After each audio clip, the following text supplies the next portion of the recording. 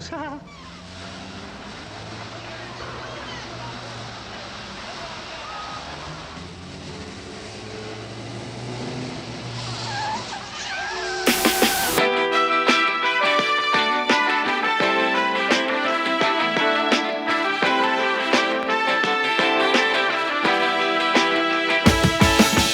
Welcome to edition 5 of Crafted. I've gotten in the habit, Paolo, you wouldn't know this. Paolo's with us. Paolo Ciccone is here with us today, live from the set of his office. He's got this amazing background. I'm so jealous. I'm so jealous. I don't even know where I was going. So this is number 5. I've gotten in the habit, Paolo, of giving hands. I don't know how I'm going to expand that beyond 10. Fantastic. But I think people got hooked on my hands is what it is.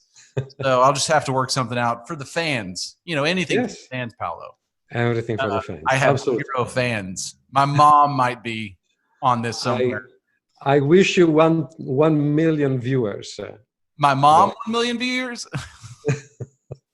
My mom would love for that, right? She'd be like, oh my God.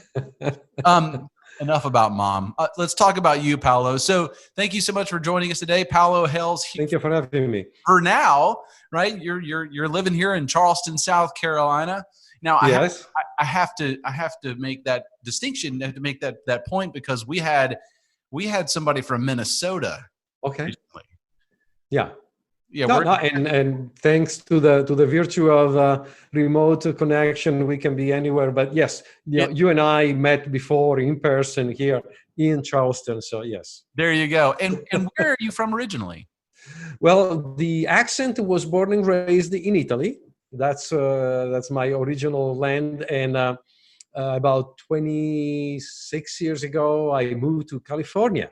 And then 4 years ago, my wife and I moved from California, Santa Cruz, California, to Charleston.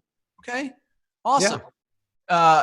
What prompted the move from California to Charleston? Well, essentially 2 reasons. First of all, we have family here. My sister-in-law lives here. We were visiting them for 10 years prior to our move. Every Christmas we were here because all our extended family is here.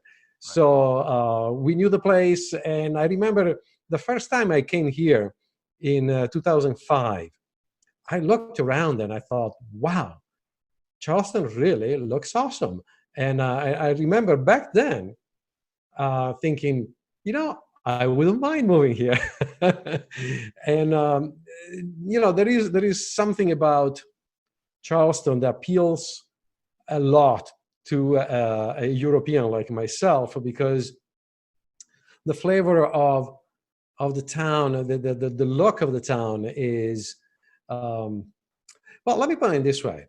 When I moved from Italy to the US, originally, the mental image I had of the US was much more similar to Charleston. Okay. And then I arrived to California and I looked around, and I'm telling you a funny story here.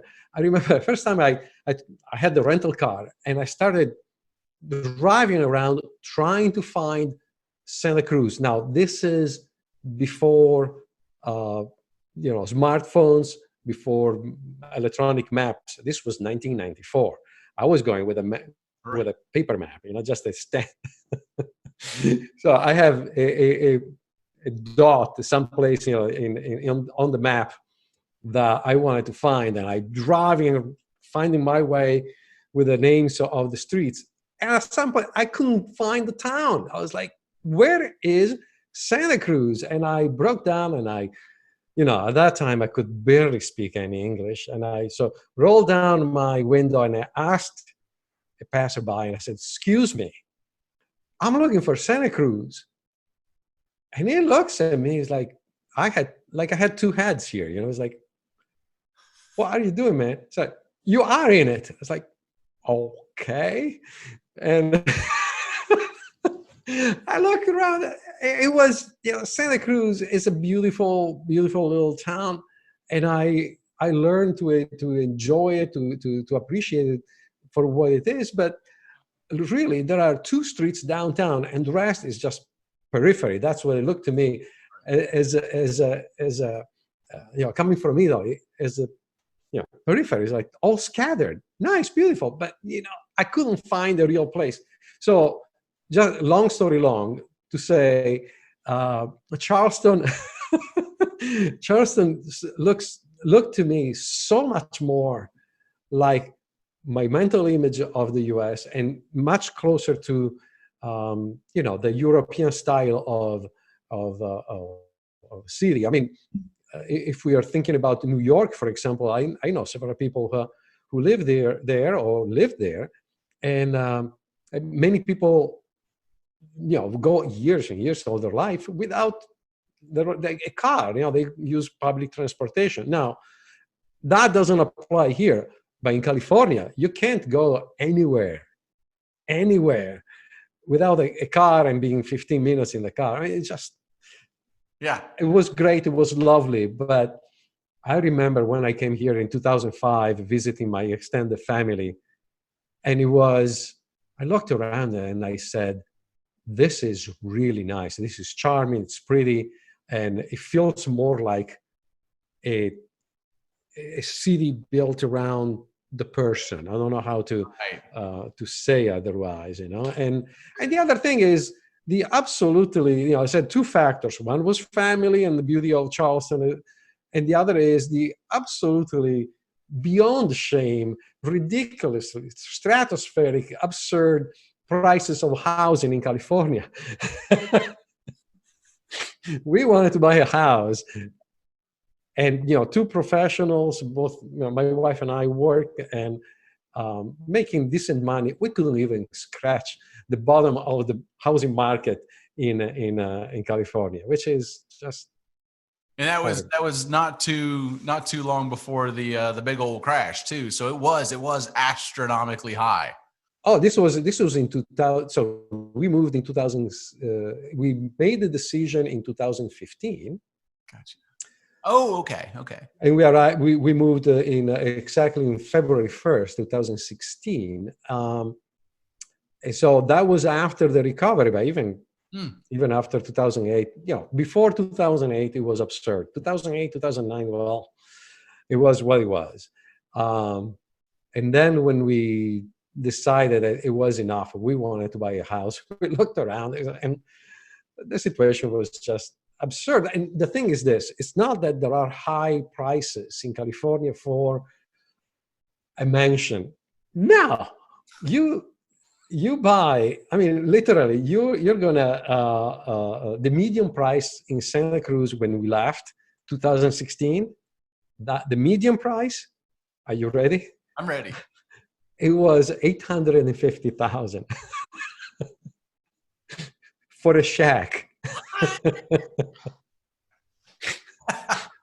But no, we said we don't feel like throwing away all that money to buy an incredibly low quality place with no land around, nothing. I mean, if I had to make a guess here, I would say that right now you pay in California, you would pay 4 times the amount of money that you pay here for half the quality and absolutely no land around it. Right.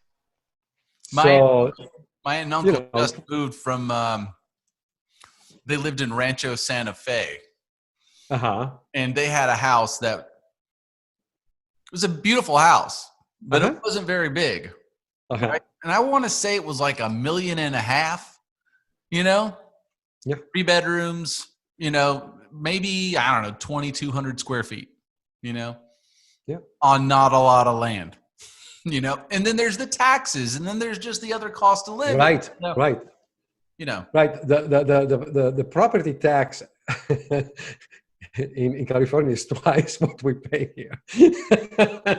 Hey, listen, I grew up in the South. I grew up in Northeast Georgia. Okay.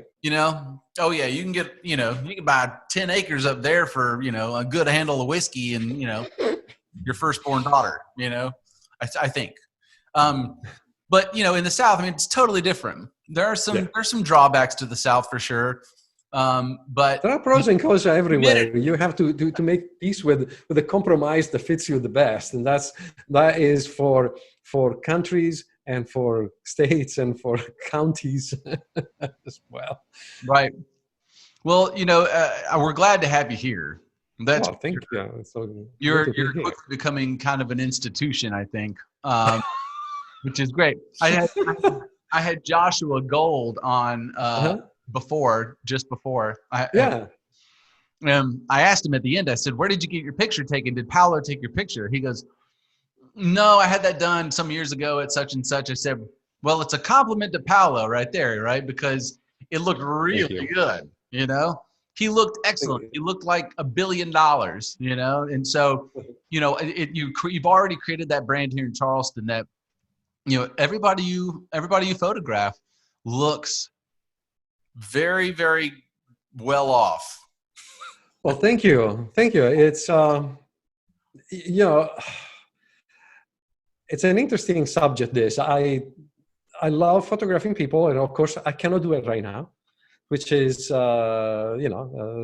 a big bummer. But anyway, I love creating portraits of people because of the interaction I have with people, and I actually have on my YouTube channel a series of 5 videos on the 5 top tips to the perfect headshot.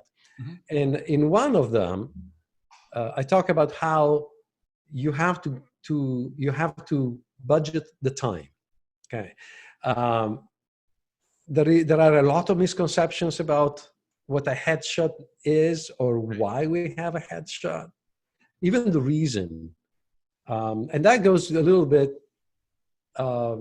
It is a little bit connected to the fact that every realtor today, for quite some time, wanted to have a headshot on their business card, and we know the drill. I mean, we look at Charleston.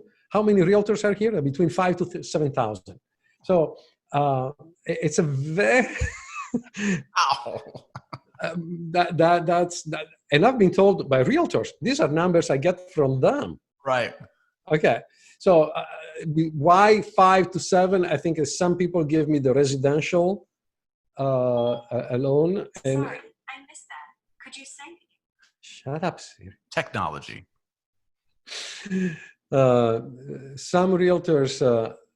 Give me the number with just for the residential ones, and others include the residential and commercial.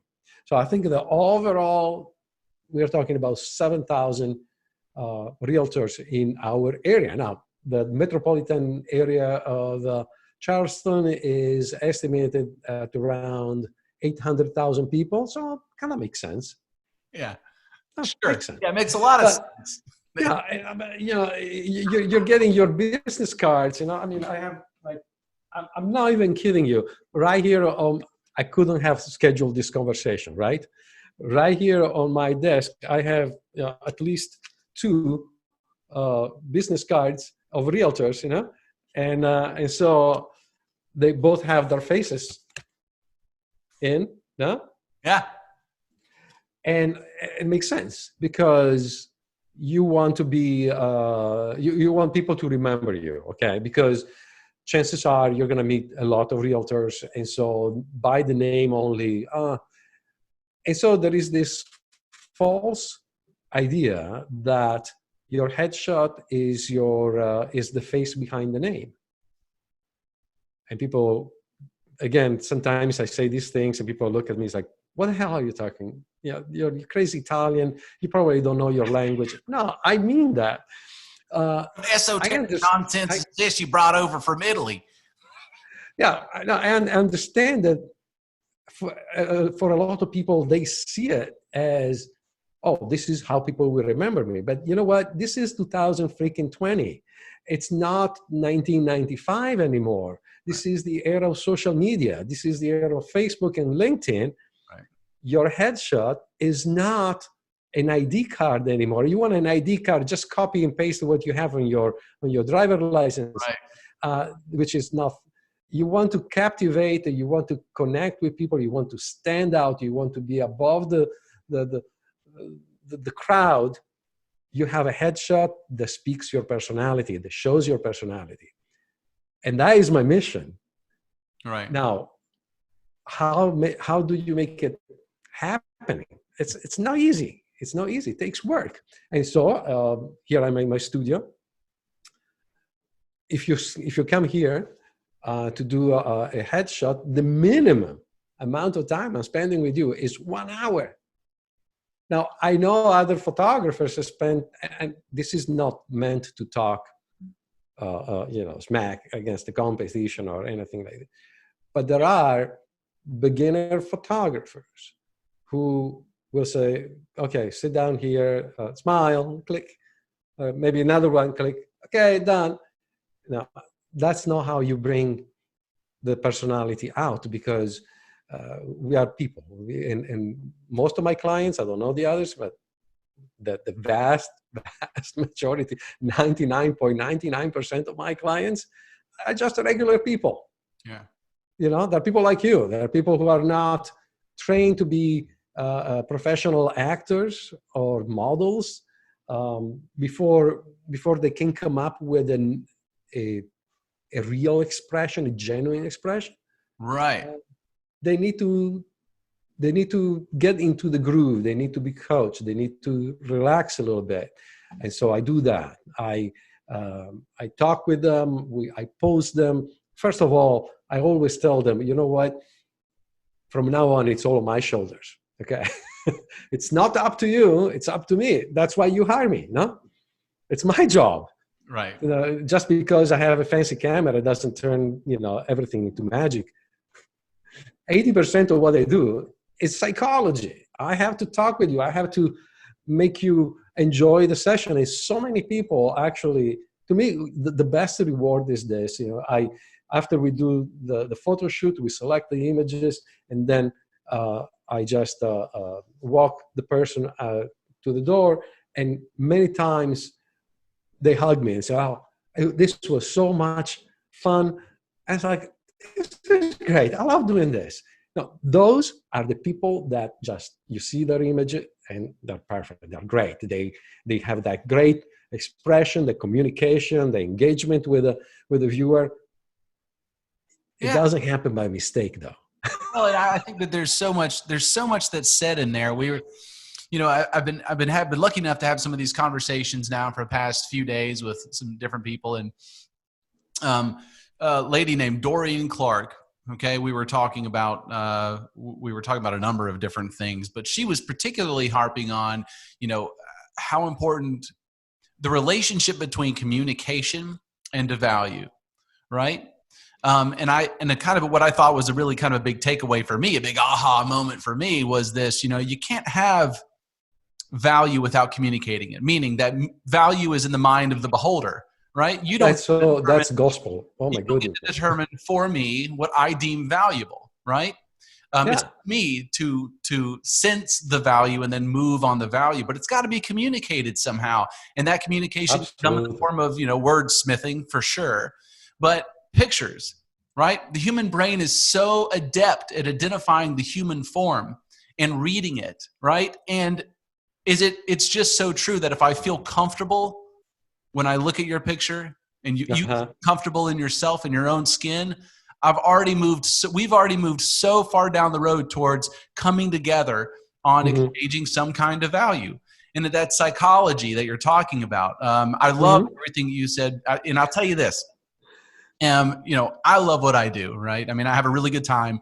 So I know that when I'm listening to you and I'm watching you, you love what you do. I mean, it's so very apparent, Paolo, that what you do is an art in your mind. And it is, but it's an art form you take very seriously. And you've obviously invested in the science side of it to really fully leverage that. So the transformations that happen. So when people come in, they got one mindset about what it is and what it might mean to them and the value of it. When they leave, what is their perception of not you, but the perception of the experience? Well, that's a very, thank you for asking that, because it is actually a rather profound question. a lot of people told me that they gain a completely different perspective. Now, I do different types of photo shoots for business people. I do the personal branding and headshots. Not the same thing. Personal branding, it's a superset of headshots. Got it. So Noted. some people just need a headshot. Some people really want the personal branding experience. And then I do beauty portraiture and family portraiture. Family portraiture it meant to create wall art. Okay. But for the beauty portraiture, which is more of a fashion-like experience, or for the personal branding, same thing. We spend several hours. So as I said, my smallest session is 1 hour, but generally it can be 2, 4, even 8 hours an entire day spent shooting and photo shooting. Okay. Make it clear that nobody takes me out of context. Also popular in the South. And so there are, throughout the experience, a lot of people see differently. They say, oh, wow, now I understand. Because one of the things I do is, for example, to pose them. So I create all kinds of poses. Here in the studio, outside, outdoor, there can be standing poses, there can be sitting poses. The idea is to create what I call choreographed spontaneity. So it looks like, a pose that is believable. It's not something that seems totally. And granted, in photography, we have some poses that we use normally, and you will not find people using them in real life. But if I see the image and I believe it, then I'm okay. I have to believe that is something that works in some way. That is the artistic part of the deal. And so, I had people saying, man, I really gained a new appreciation for the work of a model, for example. Because it can be a workout. I mean, they often are very shallow people with not a whole lot of depth. Same thing. But it's hard work. What people don't understand is that being a model seems so glamorous and so nothing. Right. Yes. I don't mean to poke fun at them. I have a beautiful cousin who was a model, right?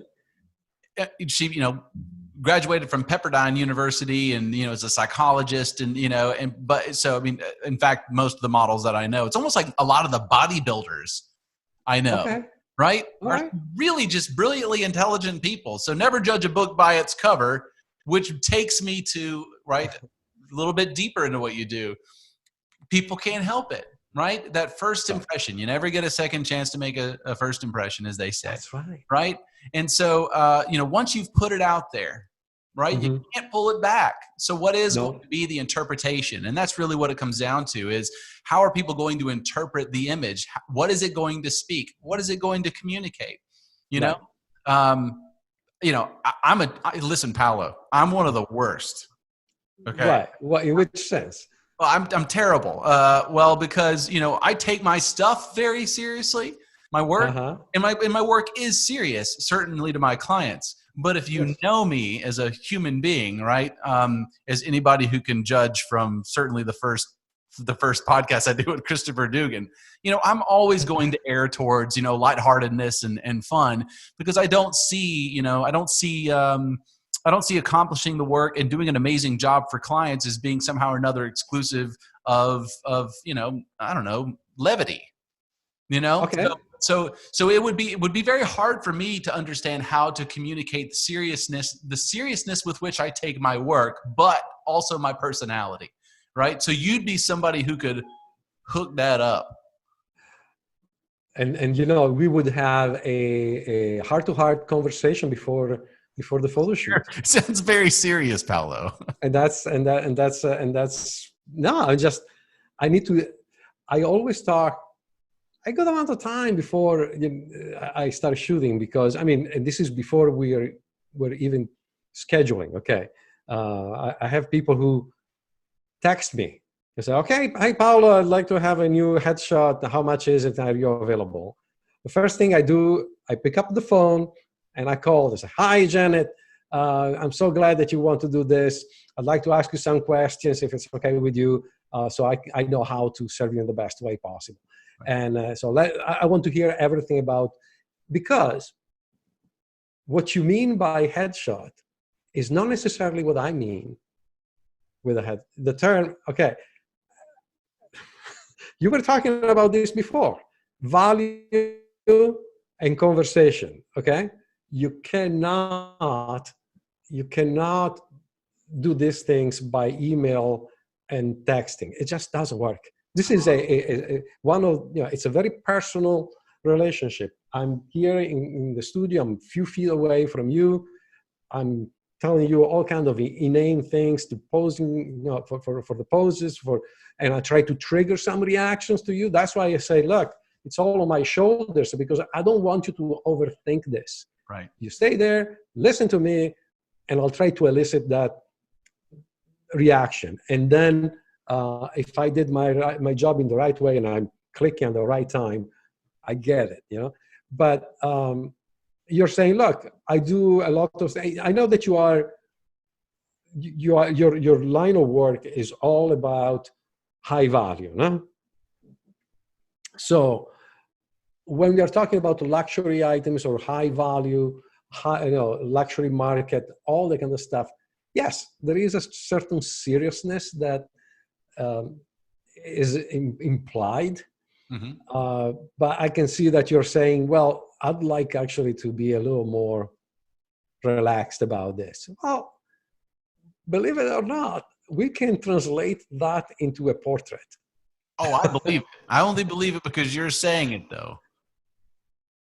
Yeah, it is absolutely possible. And the thing is, I have the body of work that shows that it is possible. And so then it will be up to you to trust me or not. Mm-hmm. Generally, my clients trust me. And you know what? I actually had some of the best sessions with the people who came here really in good spirit. Mm-hmm. And then I can just, okay, now, boy, that's okay. Just compose yourself here. Yeah. Well, because it is such an important thing. It's. I believe that the more relaxed you are, the more creative you are. Right. And if the idea is that, for instance, I've got to come up with a solution for a particular client, I need them to be relaxed. Right. I can't, we're not going to come up with a solution possibly right now in this moment. It may take a number of conversations, an enormous amount of discovery to be able to do that. Would you rather that be a positive, even possibly fun experience and accomplish the objective? Or would you rather it be very, very morose and, no, I think most humans want to relax. Most humans want to have a good time doing it if they can. And so that's kind of my MO, but it's always been a challenge, right? So I'm talking to you and I'm thinking to myself, is it possible to capture those things? You're saying, yeah, it is. And here's an interesting thing, because I hear a lot of similarities possibly in the outset of our relationships with our clients. Uh-huh. Tell me if any of this sounds familiar. Okay. Paolo, I need this. Tell me how much it's going to cost. And you go, okay. Because my response is, I don't know you or your situation well enough. I have to believe that your business is yours no matter what it is. If it's a dry cleaner, right? There's not a mass solution for a dry cleaner in your situation. By the way, there's a connection between your personality and your business, right? So I got to get to know you first, and I can't possibly give you a number if I don't know the investment's going to, what sort of investment's going to be required, right? So give me a little bit of time and we'll figure that out, right? But I got to believe that people come to you, Paolo, do you have any time at 7 p.m. on Wednesday? That's the only time I got, Paolo. And here's what I need. I need this kind of shot, that kind of shot, this kind of shot. And do me a favor, send me an invoice. You're like, yeah. Pick up the phone and call them. How do you handle it? Exactly like you just described. We need to have a conversation. And I pick up the phone and call. And if I don't have a conversation, I'm telling you this, which sounds. I don't want to make it sound arrogant, because it is the exact opposite of arrogant. Okay. If I can't talk at least on the phone with a client, I do not do the shoot. It's that simple, because I don't know you. I don't know what you want. It doesn't matter that you explained it to me in 3,000 emails and 5,000 text messages. There is nothing that can create the connection that we have with a conversation. I will not know how to handle you if I don't talk with you. Right. And that comes from a rather remarkable experience with, long experience with all kinds of people. Right. And so I photographed photographers. I mean, come on. People who know, and I've been photographed by photographers. I had other photographers doing my headshot in other occasions, because I don't know everything.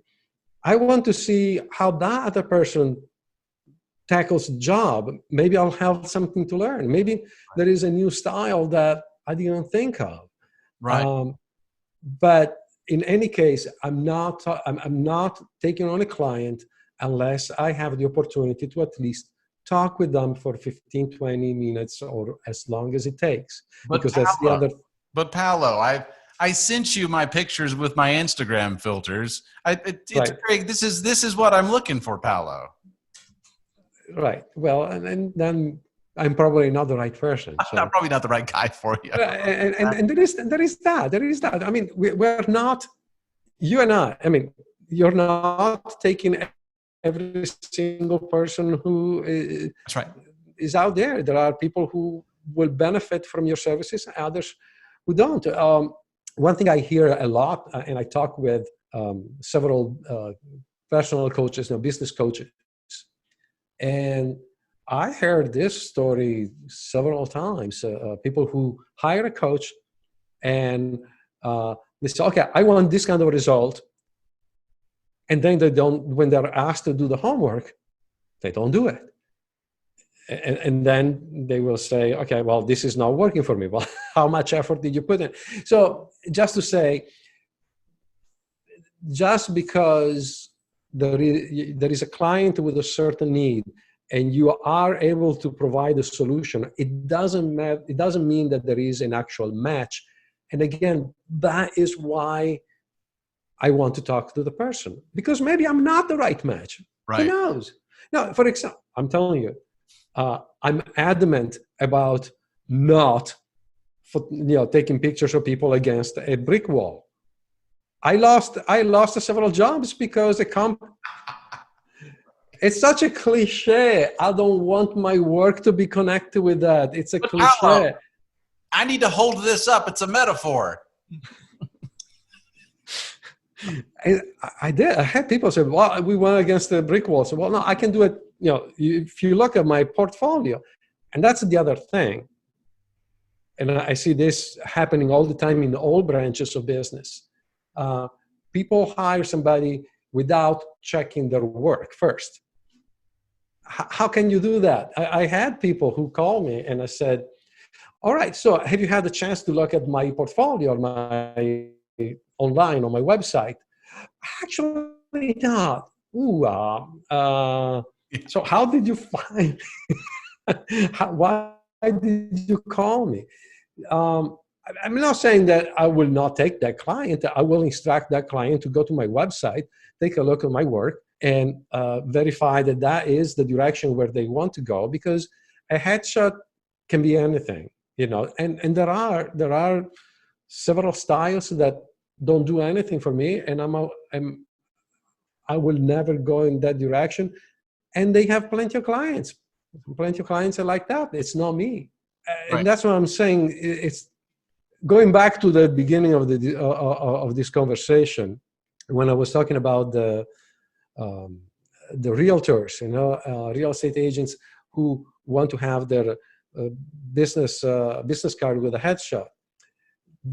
there was, because of that, there is a little bit of a misconception that a headshot is some sort of a glorified passport photo. So, you're going to AAA, you're going to any place where they do passport photos, that's it. They will make you stand against a white backdrop, done. If that is the person's idea of a headshot, well, definitely I'm not the right fit. If it is more about showing your personality and engaging your clients and being active on social media, on LinkedIn, on Facebook, or all other channels, then we can talk, because I'll be happy to help people in that direction. Right. I love building brands and building the look of a brand. I love helping in that case. With Kurt Mercadante, we did it a few times now. And the last photo shoot that I did for him, we had about 60 something images. Final result, the volume of images I shot was probably around 800. Wow. Narrowed down to 60, 65, if I remember well, 55, 65, something like that. New looks, new ideas, things that he actually used then to create ads on LinkedIn or banners.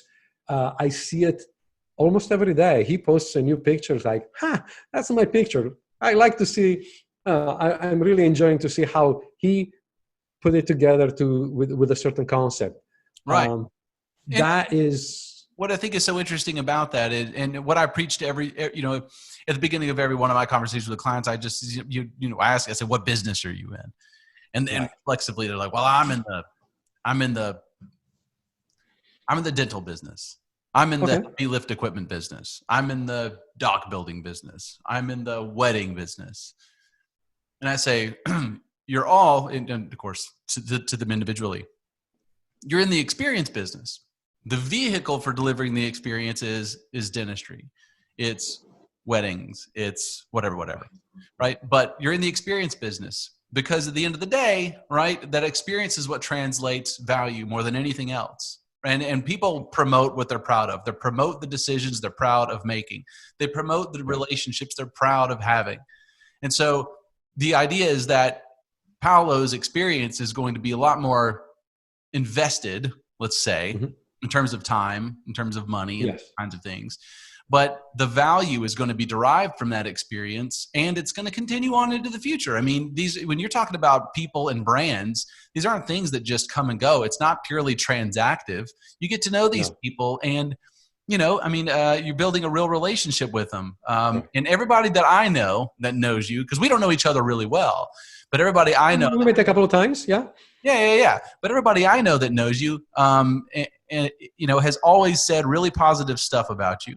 Right. And it's kind of, I get the impression that, it's like, are you going to get a headshot done? Yeah, I need to get a headshot done. Well, if you don't go with Paolo, you're crazy.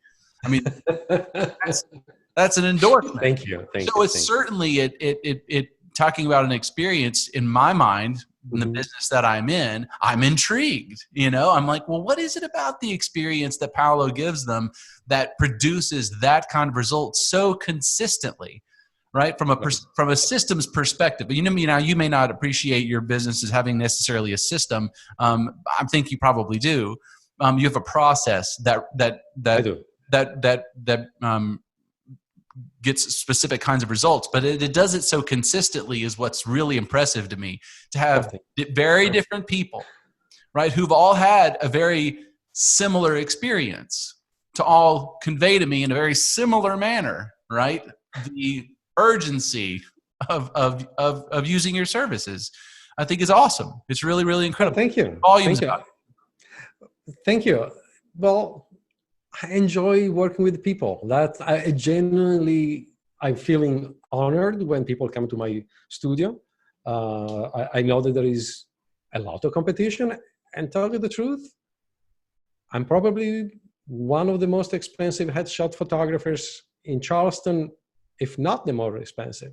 I don't look extensively at the competition, but I know that if you're coming to me you're going to spend more money than with other people. And it is all about the experience. I treasure that commitment, the trust for my female clients. Every session starts with the professional hair and makeup done here at the studio. And I've done it for male clients as well, because we can do male grooming similar to what they do for network TV. Every news anchor, if people don't know it already, now you'll learn it here. Every news anchor on TV, on every channel, including your local channels, has makeup done before getting in front of the camera. Everyone. Okay, because there is this thing, and it is actually more valid for photography even than video. When we are talking person to person, there is continuous movement, continuous shifting of the eyes from one part to the other of the face. We don't go like scanning from top to bottom and registering every single imperfection, pore, nose, hair, all that kind of stuff. Yeah. Guys, before you go in front of the camera, take a look at the mirror. Yeah. Okay. Yeah, the times I have to retouch that. But the camera does. The cameras, and think about this. High definition cameras, we say high definition 1080p. They made the image extremely sharper than with the old standard definition TV. But a still camera has a resolution that is way higher than 4K. Wow. And sometimes many times more. So when it comes to being in front of the camera, we are taking all the steps necessary to start with a great image without any retouching. Okay, so female clients, they come here, they spend an hour in hair and makeup. Then we spend another hour here in the photo shoot. Male clients, they might just say, no, I'm not interested. Fine, I respect that. Means more work for me in retouching. Fine, I'll do it, no problem. It's all part of the experience. Right. And then we do the photo shoot. But in some cases, there is maybe 15, 20, 30 minutes of male grooming. Again, great. But that is part of the package. And so, yes, I'm honored when people come here at the studio, and I love working with them. I love discovering what makes them, relax and be engaged. And then sometimes I remember, this is actually a public story. I'm not breaking any kind of privacy here, but sure. I did the photo shoot of Whitney McDuff, the headshot of her, last year, I think. And she was, or more, she was 5 months pregnant. And so as she stepped in front of my background, I could see that she was very nervous. And she told me, Paolo, I'm 5 months pregnant. I feel not in my best shape for photography. I said, fine, but Whitney, you're looking fantastic. Don't worry about anything. Again, it's all on my shoulders, okay? And I did a few poses, and then I looked inside my camera, and I saw that there was something really good. And so I turned the camera to her. I made her look in the back of the camera. I said, hey, Whitney, take a look. This is where we are right now. And she was like, oh my God, that's great. And from that moment on, she completely relaxed, and we took some more poses, and we had a series of 3 or 4 different headshots. They were fantastic, and she loved them. That kind of interaction, that is what I really treasure, and it is, it's fun. It's just fun to me. Yeah. I always say, life's too short for lousy photo shoots. Right.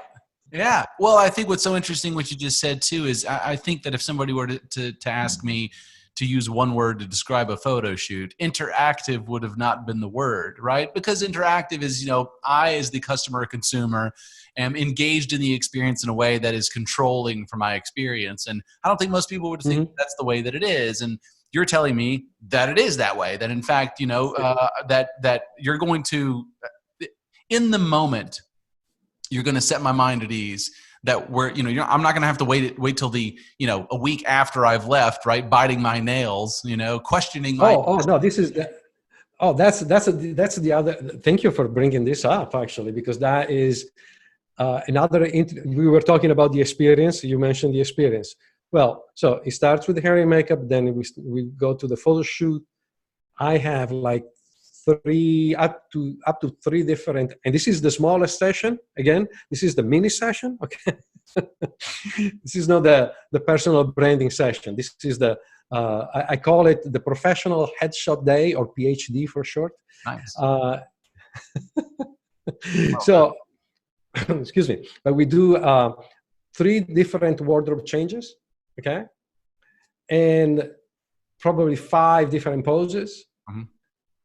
And after we are done, about 45 minutes into the photo shoot, I told my client, okay, this is a perfect time to take a bio break or change, go back into your comfortable clothes, and I'm going to put everything on my laptop and we are going to look at the images right now. Right. And I'm there to guide my clients during the selection process. And yes, we can have 150, 250 images. And out of those, in 15 minutes, I'll find the, 8, 10, 15 images that are absolute gold. And out of those, they will tell me which ones they want to buy. And it's done. You're not going to be going home and then I'll send you a link to a web gallery. And then you're spending the next 3 weeks agonizing. But no, it's done. I'm there to help. I can give them my feedback. And if they don't want it, it's like, here, Sure. you press the keys, you go at your own speed, and I'll tell you. But then we go through a process of selection. I've done this so many times. It's ridiculous. I can make it, I can narrow down the images in 10, 15 minutes. You're done. You're happy. You're leaving the studio. You know exactly what you're going to have. And then I'll retouch them to make it, to make them perfect. Right. But you know exactly what poses, what wardrobe, what look you had in those images, and exactly how many images you want. I think what's so fascinating about your business too, because as I'm speaking with you, and I'm thinking about you and your approach to your business, and certainly how you are set apart from a lot of people in your business. It's like a lot of businesses. It's a lot of people in any given industry are going to do things. They're going to kind of adhere to what we'll probably call best practices, right? Sure, Which sure. is here are the behaviors that people in our industry engage in, right? And it's a very kind of rote experience. I work with dentists, and it's very hard for dentists to understand or appreciate that the largest part of their profit margin is in the experience, right? Because I can't make them any better a practitioner. Like, for instance, I'm not going to make a photographer a better photographer, right? But so many of the things that you're saying, I would be saying to my dental clients, which is, when they come through the door, how many times can you reinforce their reason for being there?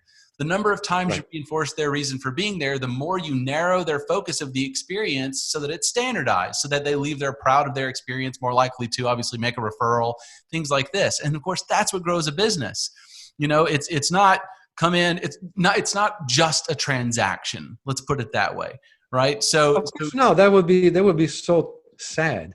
Well, but it is. But hey, listen, there's a reason people have an expectation about what a photo shoot is, because a lot of people have had something that they consider a photo shoot, and they're pulling from their memory, creating that expectation, and you're busting it wide open, and you're improving upon it, right? I mean, my experience with Paolo, here's what I expected. Uh-huh. Yes. Here's what I got with Paolo, and the distance between what I expected and what I experienced with Paolo, right? That's going to determine exactly how much value I got out of it. course, Hopefully it will be like that. Yes. And how much value that Paolo can exercise out of the, right? How much you can charge. well, and but what is important in all this is that we do this, we act in this way, we create this experience again because we genuinely like to work with people. Right. And I genuinely love to see when people improve their business or their profession because of their images. And it does happen. Well, I And tell it you does what, happen. Or at least they feel, you know what, people many times after the photo shoot, they feel more confident. And confidence. That's what I was, because it's not, I mean, think about it, right? Uh-huh. Let's say that I'm going to use my dentist just as a convenient example. When somebody leaves the dentist, okay, they may feel good about things. When somebody leaves maybe a session with me, right, they may feel good about their prospects in business. But when somebody leaves an experience with you, of course, the experience, it extends beyond, obviously, the studio. But when they leave your studio, when they leave that environment, they feel more confident about themselves. And that trumps everything, right? Because somebody who feels good about themselves naturally translates that confidence into their business, translates that confidence into their family life and things like that. So it's profoundly impactful. I hope so. Having said so, I am extremely grateful for my dentist because I don't mean to downplay the dentist. No. And no, it is it's a great example because I had extensive dental work throughout the years. As you can see, I'm an old dude. So, teeth are not our best, most durable thing. And so I had many experiences with the dentists. I started when I was a kid, and the first, so talk about revisiting your perception. My first dental work was done with no anesthesia whatsoever. Just a bottle of whiskey and a prayer. Oh, I was a kid. No, it was drilling there and like this, and that was in the 70s, that period of time, and so when I, of course, every time you try to go to, you need to go to the dentist. It was not a good. I had a not terrible experience, but dental work today is so incredibly different. Right. That I just had my periodical, my 6 months teeth cleaning, check, and it was a walk in the park. I was relaxed. It was great. No pain at all. At the end, I just left the studio there, the office of the dentist, grateful. Absolutely. That I got a great service. Yep. My teeth are healthy. They're being verified now, and I didn't suffer at all. In fact, so talk about the experience. When I've been in business since, on my own since 2001. This is my third company that I'm running, and I had ups and downs. Sure. And so if I have to go back and think about my first company, like, oh, what a dumbass, I made such terrible mistakes. I am incredibly grateful today that I have mentoring from people like you. Now, we don't work together, but I have a business coach. I have a photographic mentor. You are providing an incredibly valuable service that is crucial for the life of businesses. If you have to grow a business, we have this idea and you say, oh, I really would like to get to the next plateau. Right. But you don't know. You know why? Because you've never been there. Well, Joshua Gold and I were just talking about this, you know. You're one of the people who can actually make it happen. So it's part of the experience, and you're saying, okay, when your people leave your office, they don't carry something with them. So, but it's not really true, because then when they start implementing the steps and the strategies, all that you're telling them to implement, then they see their business grow. And kind of my version of your turning the camera around, right? And saying, look, aren't you beautiful? My version of that's called a cornerstone, right? Which is, look, this is what's possible. Do we agree? Yes. And if they agree on the possibility, they've moved from a position of anxiety, right, to a position of possibility. And they move to a creative state. And I said, don't worry, this isn't going to be as hard as expensive. And again, the science behind the moving somebody from where they are to where they need to be in order to be effective for themselves, right? And obviously, so they can be effective for me, so I can be effective for them. But it's this, do we agree that this is possible? Absolutely. Okay, wonderful. Isn't that exciting? I know that sounds expensive. It sounds expensive, and it sounds really, really time consuming. We're only going to chip off, we're going to eat this elephant one bite at a time, right? We're just going to develop a cornerstone that if we can get that done, my bet is just that piece of this development is going to pay for everything else. So your all in would only be this one cornerstone. And if I've done my job well, you won't need me 6 months from now, right? We'll be friends, but so, and that puts them at ease, and they understand what, my level of devotion to their experience. The experience is really everything, because, if people, and I thinking about your business, it's people come in with a certain expectation. If they're prone to stage fright, if they're prone to, if they're somebody who's afraid of public speaking, that probably translates into a fear of being behind the camera of any kind, And so you have the ability to move somebody from that position, which is, say, like, here's your average expectation. Well, hell, they're all way over here, but you're moving everybody, regardless of who they are, here. And there's just that massive transformation is such massive value. And I tell you what, you should be in the photographer consulting business, Paolo. That's what you should be doing. That's your next big move, man, because I'm telling you, I know a lot of photographers, and none of them, and I don't mean this to knock anybody, but there are the exceptional people, and you're exceptional in that your passion for what you do and your passion for communicating value in the form of a really amazing experience to your people does set you apart. I knew that on a level because of the way people talk about you.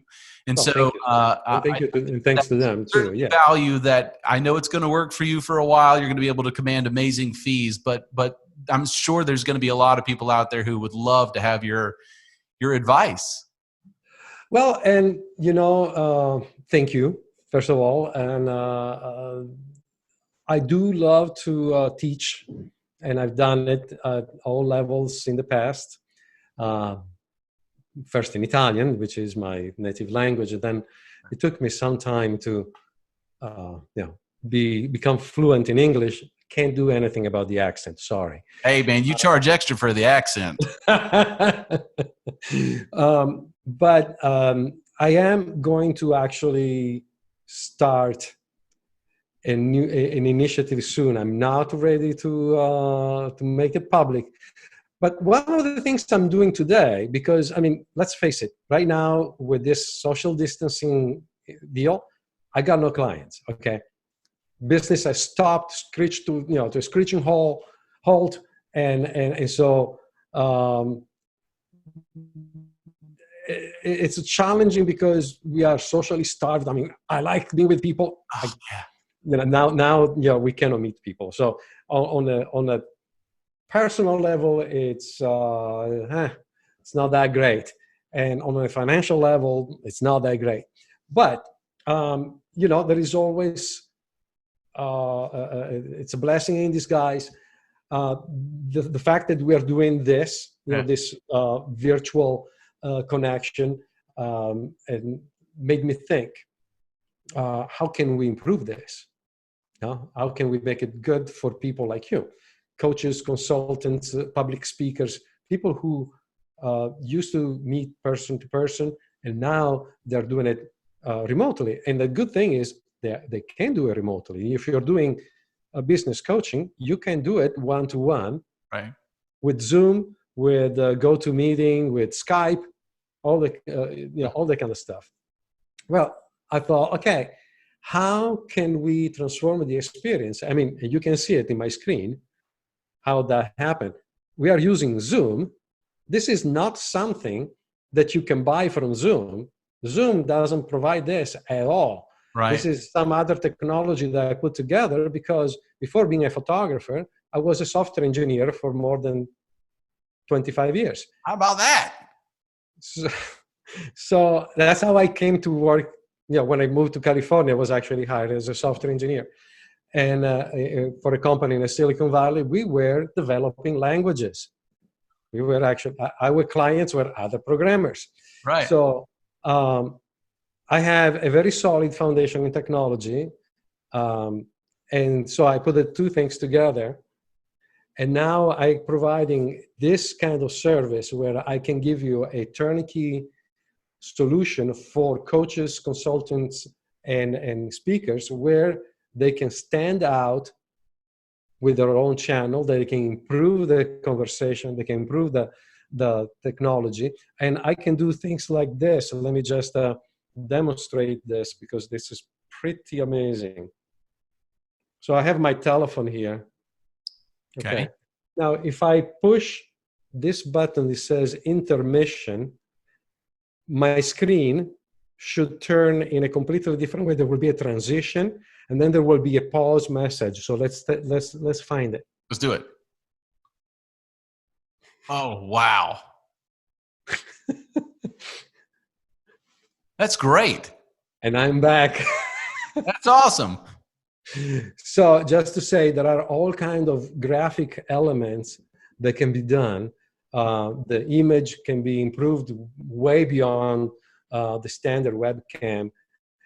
And I can really make a business consultant look the part and being professional beyond the standard look that Zoom, Skype, GoToMeeting gives you. Right. And so that is currently what I do, and I can do it at distance. I can completely give you a system where I take care of I'll give you a consultation on what kind of computer, camera, lighting equipment, background, placement of lights, everything. So that I'm pretty sure that absolutely nothing I have going on right now is up to par. But that's the current time. So what about you? How is this time affecting you? If I can reverse the flow of question and answers here. We're a lot alike. I love spending time with people. I love, it's such a, I'm just, they say a nerd is somebody who's like really hyper obsessive about one thing. Anybody who knows me knows that I'm just no good company unless I'm really just in this vein. I love developing solutions for people, and myself. I mean, we have a couple of software programs we're developing. One we launched in September for associations and things, and love that. I do a lot of customer experience design, something called touchpoint choreography. Right, I love doing that because it's such a transformational experience for people. However, when you can't speak to people, I love face to face. I love being in person. People say, let's do a Zoom chat. I'm like, well, you're in Mount Pleasant. Let's get together for coffee. Right. People try to set up a conversation by email or through LinkedIn or something, and I'll just respond to them. I did it to a guy today. He says, I'd love to learn how we could possibly work together. And I say, let's set up a call. I want to talk to you. The same thing you were saying. I can't get a feel for you. How the heck am I supposed to decide whether or not there's any? Because hey, listen, working with somebody is 75% of the thing. What you guys can possibly bring to one another in terms of just resources or experience, that's fine. That's fine. And I'll never have any problem finding a way of working out value if the value's there. but I may not want to work with you, and you may not want to work with me. You know, it's the way it is. So my business is fine. It's just the kind of the being starved of Socially starved. I tell you what, it's just it's the intellectual stimulation. I love learning about people's businesses. I like learning about what people are doing, how they're doing it differently. I find it just so terribly exciting in the nerdiest way. It's why I'm single, Paolo. Turns out, women don't want to sit around and talk about customer experience design and systems all the time. It's just, we have to expand our conversation there, and I met my wife at the workplace in the company, the software company I was mentioning before. Thank God. And there are times where I'm getting excited, like this kind of technology that I've been, let me tell you, in the last few weeks, I've been just, completely submerged into this and trying to come up with, what kind of solutions we can find to make this experience better, And so I spend days and days and days, and sometimes I get out of my studio and talk to my wife and say, so Holly, I just found this amazing thing, and there's and she looks at me like, what are you talking about? Because Paolo, all the context that we have, exactly, totally missing. I got to tell you, I'm really obsessed about this idea of points of intersection. Right? Is the idea that wherever we are now, you cannot become fixated in this place. You have to at least consider how you can leverage your experience, the things from the past, your memories, and of course the present set of circumstances, resources. How can you forecast them in a way that's going to allow you to intersect an opportunity? Right. And when this is such a great example of, okay, Paolo's like, okay, here's the situation. What can I do? Not what am I starved of, right? What can I do? That's going to open up an opportunity. And by the way, something that's going to survive this quote unquote COVID economy, which I keep telling people is so ephemeral. It's going to end. Don't focus on this. What you've designed, first of all, it's yours, which from a business perspective is awesome, right? Just how killer is that? I mean, how amazing. You do 25 years as a software developer, and, and just what a beautiful kind of confluence of realities. Just so cool. Oh, thank you. Well, it's fun. It's a lot of fun. That certainly has a life beyond COVID, right? And certainly keeps up your momentum. Because I tell you, what's going to kill a lot of businesses. Unfortunately, it's not necessarily this moment of being starved. That's a big part of it, but it's the cost. It's the cost of getting the momentum that you had going again. Right. That amount of time that is very high. It's very high. It's very costly. So I keep telling people, don't stop. Whatever you do, don't stop. I'm not a Pollyanna. I'm not going to sit here and tell you, what are you worried about, right? Everything's bright and sunshine and the opportunities are out there. Look, acknowledge the reality that these are challenging circumstances, but the creative, resourceful, entrepreneurial mind is going to find a way of leveraging what they have to build something amazing new that's going to travel on to the future and communicate value. And you're a great example of that. You're a wonderful example of that. Well, thank you. Remember what I said when I look back in my previous companies, what a dumbass I was.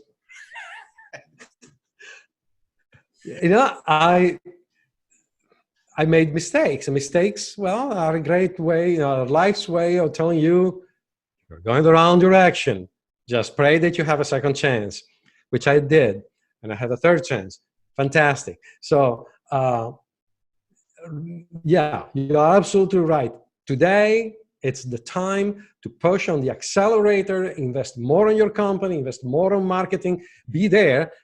You can only be on LinkedIn, Facebook, Instagram, what have you, be there. You have to.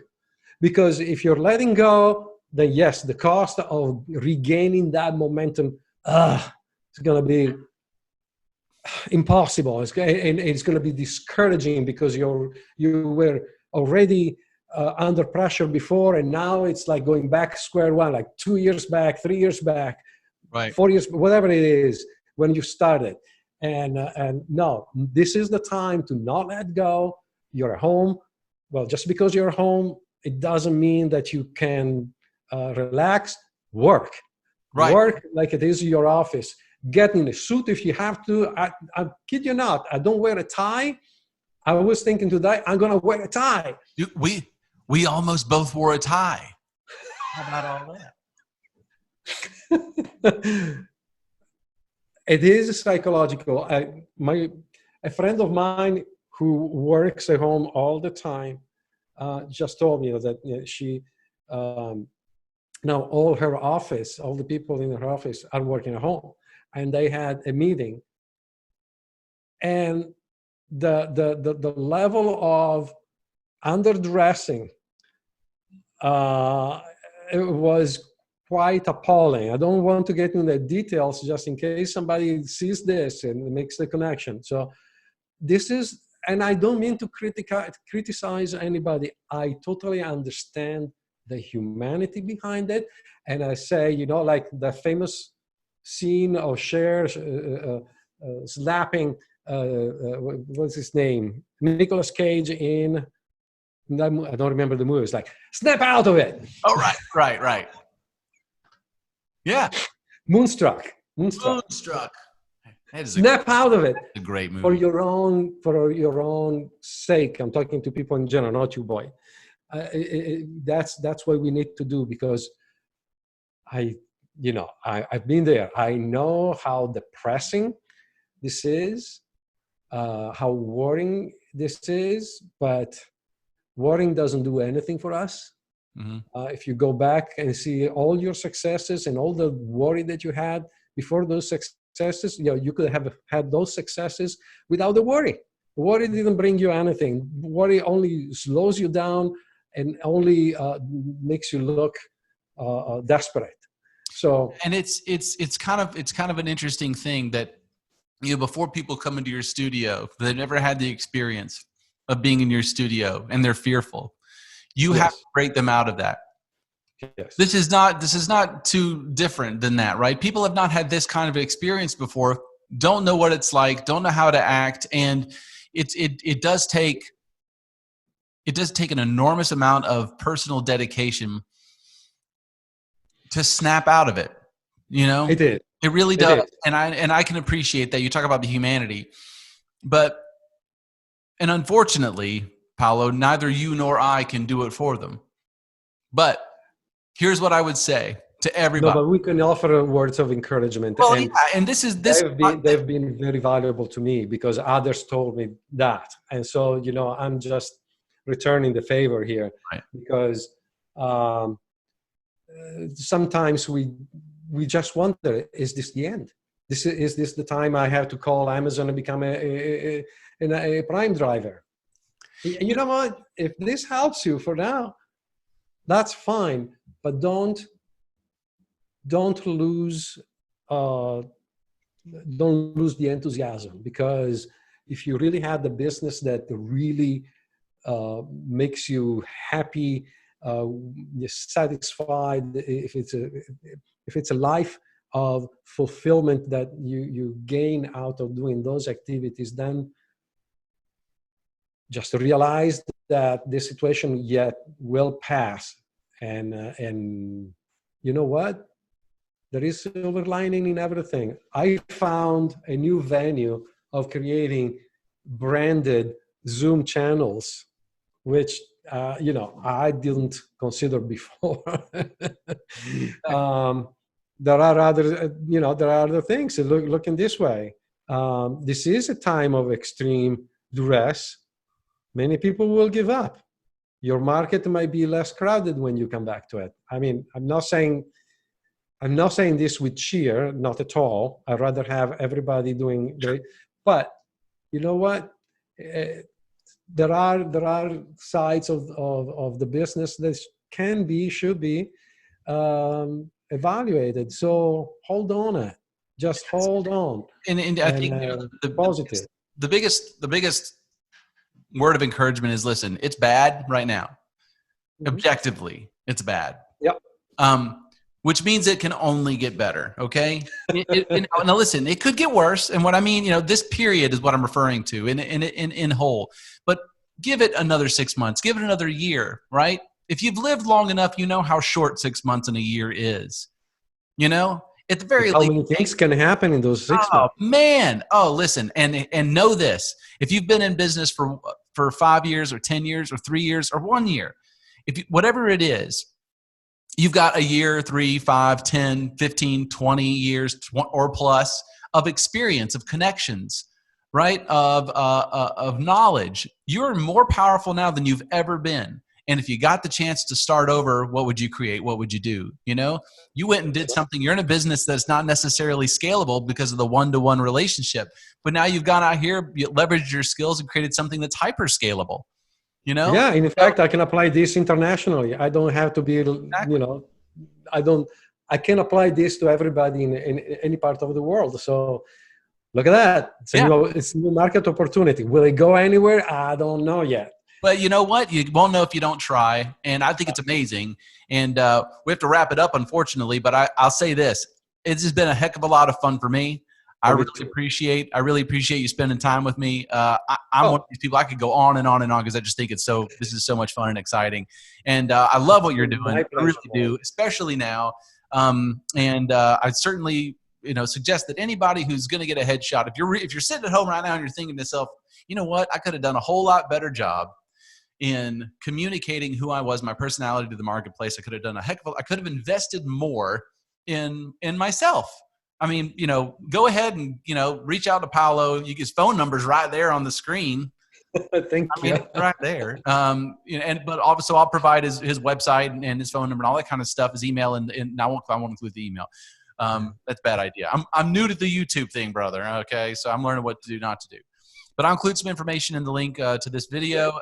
Check Paolo out. Definitely take advantage of his services, because I have a feeling that when things do kick back up and people decide to invest in themselves on a new level, you're going to be real busy.